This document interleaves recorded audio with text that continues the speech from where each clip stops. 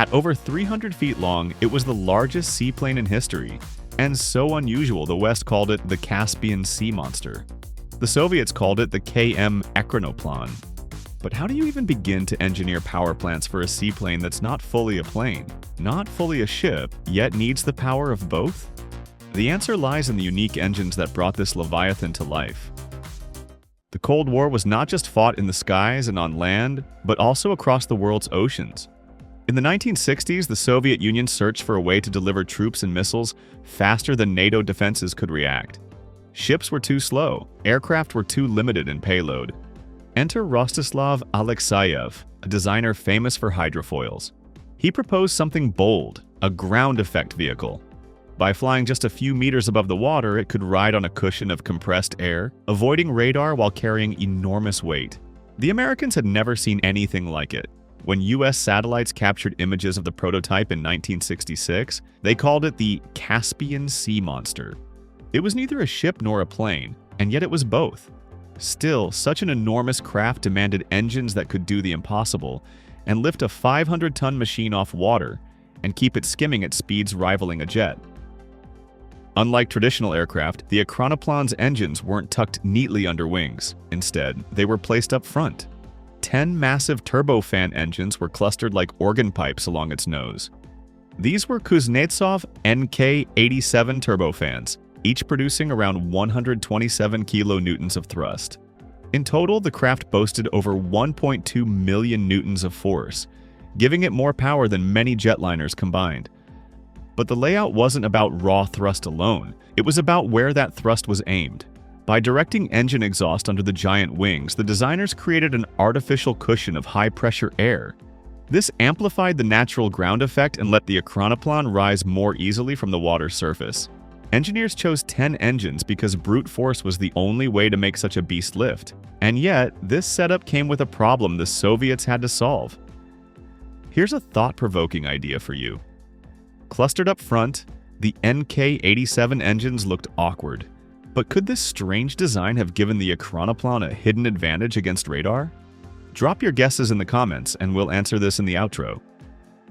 The goals for these engines were unlike those for fighters or bombers. First, they had to generate a massive surge of thrust at takeoff to free the craft from drag against the water.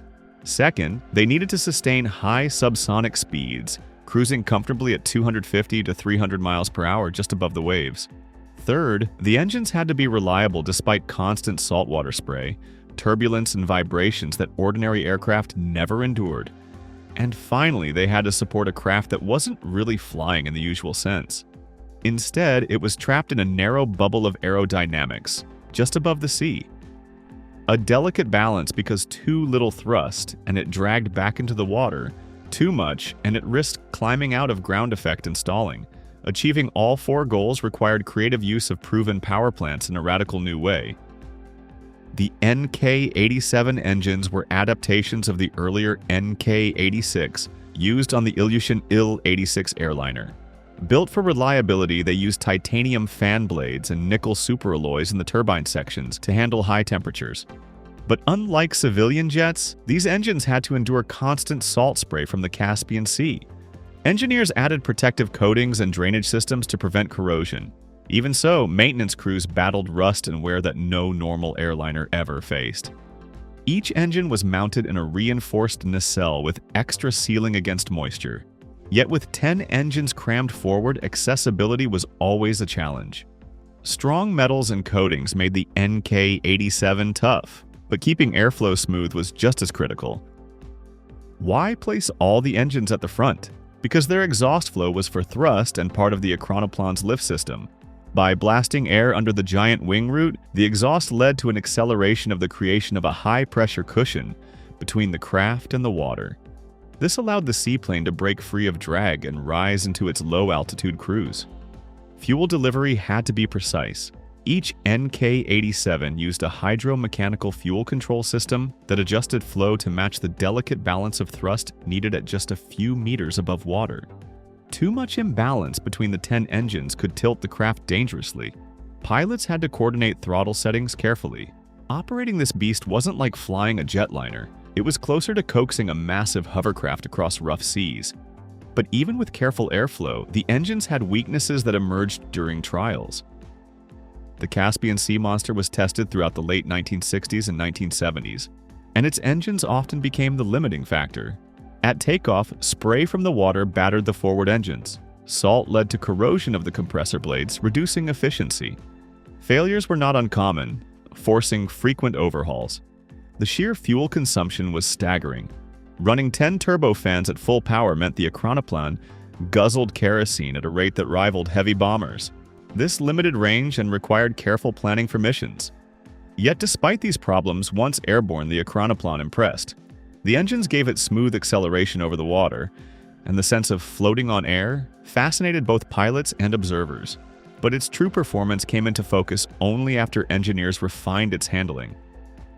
When the engines worked as intended, the Ekranoplan became a spectacle.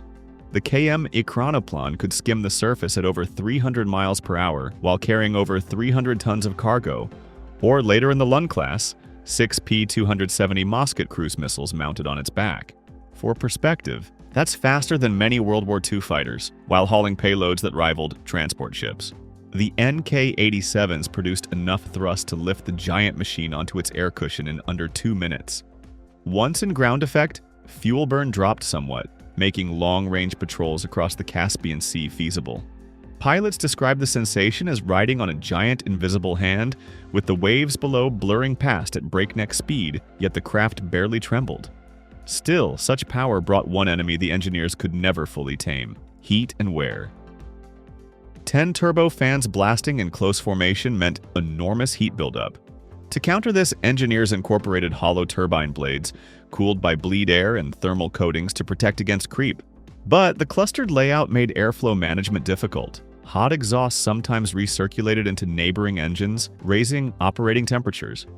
Crews had to monitor gauges constantly, keeping the system balanced. Despite these measures, prolonged high-power runs often strained the engines. That's why the Ekranoplan rarely attempted long over-water sprints without planned pauses. Cooling solutions kept the craft operational, but efficiency was never its strong suit. Fuel remained a constant worry. The Ekranoplan's thirst shaped its missions. Fully fueled, it could cover around 1,500 kilometers. Impressive for a machine this size, but modest compared to bombers or ships. To extend endurance, designers planned mid-sea refueling bases and support ships. Yet in practice, the complexity limited how often the Ekranoplan could deploy far from home waters. Each sortie became a trade-off between speed, payload, and more importantly, range. Do you carry more fuel tanks or more cargo? Do you sprint across a short distance or cruise lighter for longer patrols? This balancing act kept the Ekranoplan an experimental wonder rather than a mass-produced weapon. The NK-87 engines didn't just push the craft forward, they powered hydraulics for control surfaces, generated electricity for navigation systems, and supplied bleed air for environmental controls inside the massive fuselage. Redundancy mattered. With 10 engines, losing 1 or 2 didn't doom the mission. Pilots could shut down outboard units during cruise to save fuel, then relight them when full thrust was needed. This flexibility gave the Ekranoplan some resilience despite its mechanical appetite. It wasn't a fragile prototype, it was a working machine, tested in real conditions. But how did it fare when matched against the Soviet military's ambitions?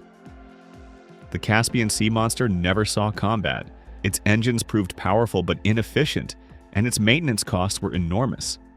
Eventually, one crashed in 1980, sealing its fate. Yet the concept lived on. Later models like the Lund-class Ekranoplan carried 6 massive cruise missiles and improved NK-87 engines. These were intended as ship killers against NATO fleets. But by the 1990s, the Soviet Union collapsed. Funding vanished, and these incredible machines faded into obscurity. Still, the legacy of their engines endures. They demonstrated that brute thrust could bend the rules of aerodynamics, letting a craft half-plane, half-ship achieve feats no one thought possible. And today, when engineers revisit ground-effect vehicles for cargo transport or military use, they still study the lessons written in salt, steel, and fire by the NK-87s of the Caspian Sea Monster. Remember that question about the benefits of stacking 10 engines up front? The answer lies in the fact that the Ekranoplan was far harder to track than any plane or ship of its size this way.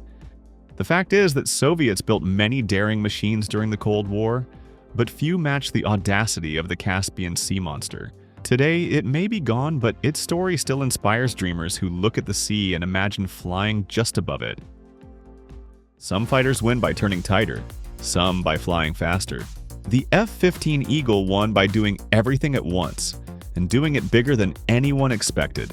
It was America's largest dedicated fighter, heavy, twin-engined, and built to dominate the Cold War skies. But size alone wasn't what made it legendary.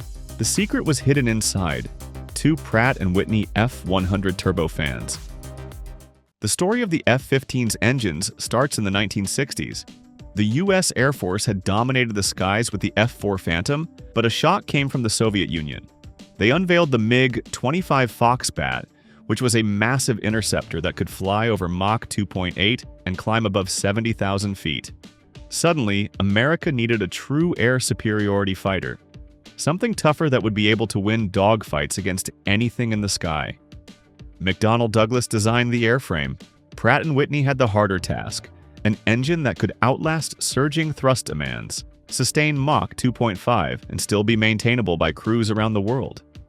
Out of that urgency came a machine that promised unmatched power, and at the core of it was a brand new F-100.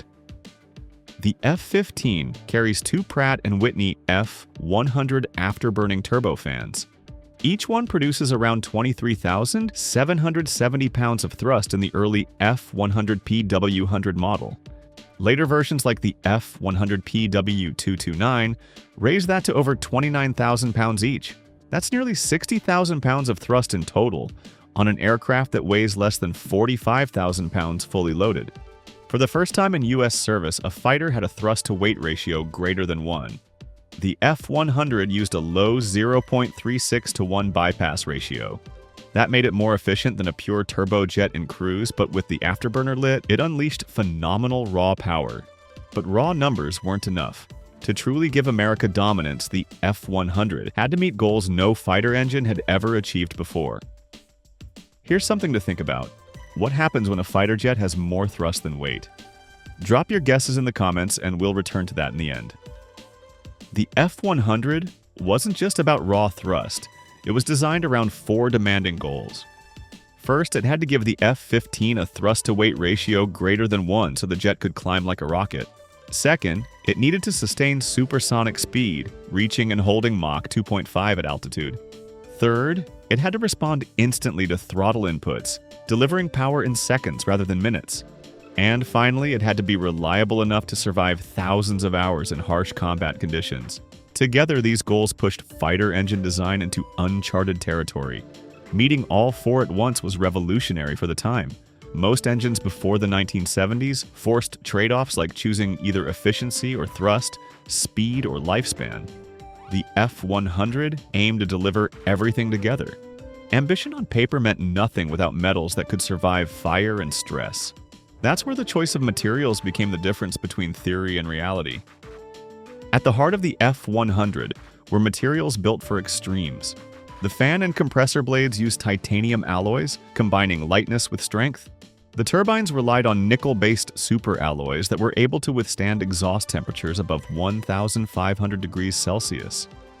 The blades were hollow with tiny channels that let cooler air flow inside. This prevented them from melting under afterburner heat.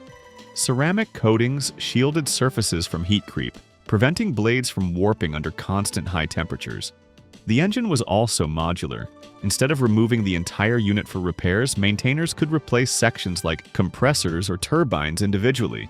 This made the F-100 cheaper and faster to service on bases around the world. The F-100 demanded precise airflow.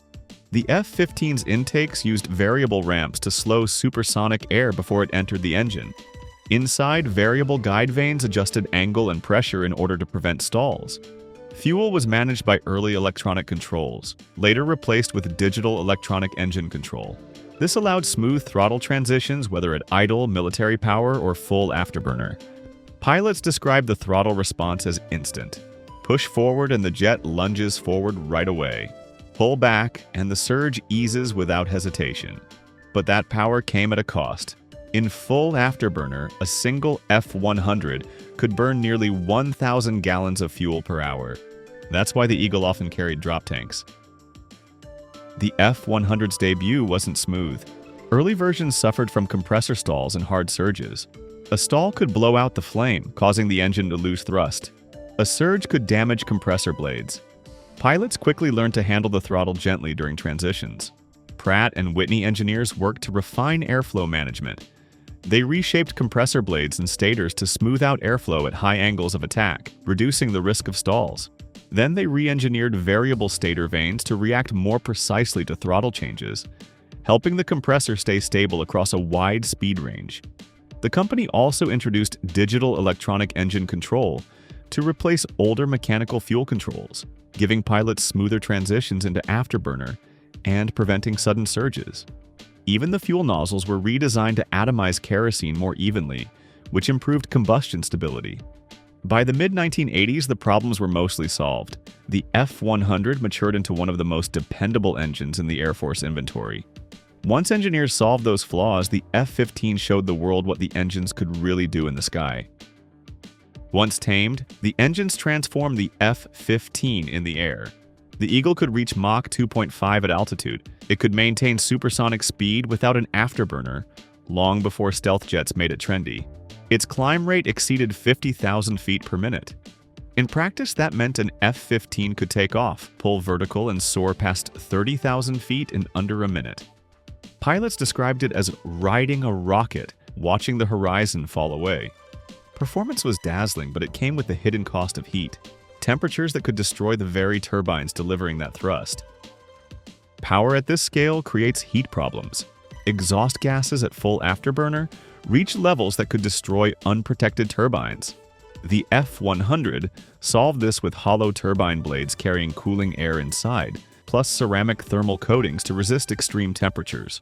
Bleed air flowed strategically to keep hot spots under control. Even with these innovations, pilots limited afterburner use.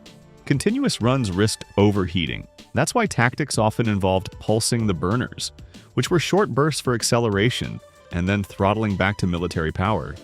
Cooling wasn't glamorous, but without it, the Eagle's signature vertical climbs and supersonic dashes would have been impossible.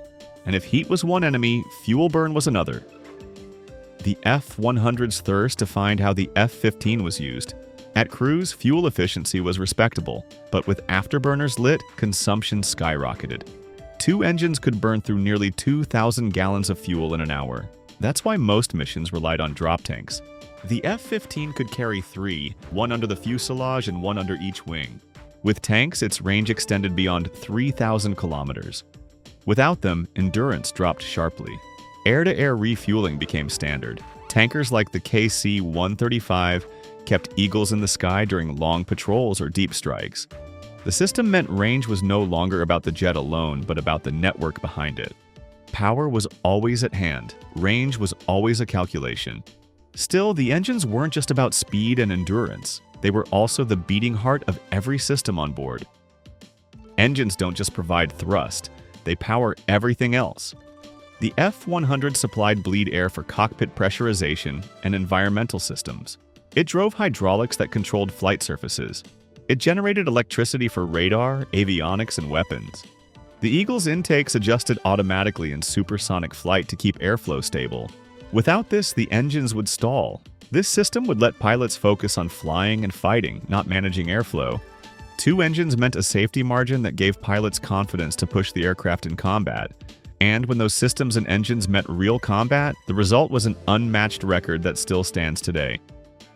The true test of any engine is combat. The F-100 passed with flying colors. The F-15 Eagle holds a perfect air-to-air combat record, over 100 victories, 0 losses. From the Bekaa Valley in 1982 to later conflicts, F-100-powered Eagles consistently outclimbed, outran, and outgunned opponents. The engine also proved versatile. It powered the early F-16 Fighting Falcon, showing it could handle both heavy twin-engine fighters and lighter single-engine designs. Upgrades continued through the 1990s and 2000s. Digital controls improved reliability. New materials boosted thrust. Even today, the F-100 remains in service with upgraded F-15 variants around the world.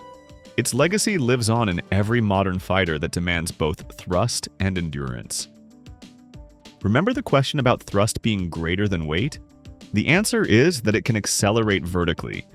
The F-15 Eagle became America's largest and most powerful fighter, and its F-100 engines were the heart of that story. They gave it a perfect combat record. If you enjoyed this breakdown, hit like, subscribe, and share it with a fellow aviation enthusiast.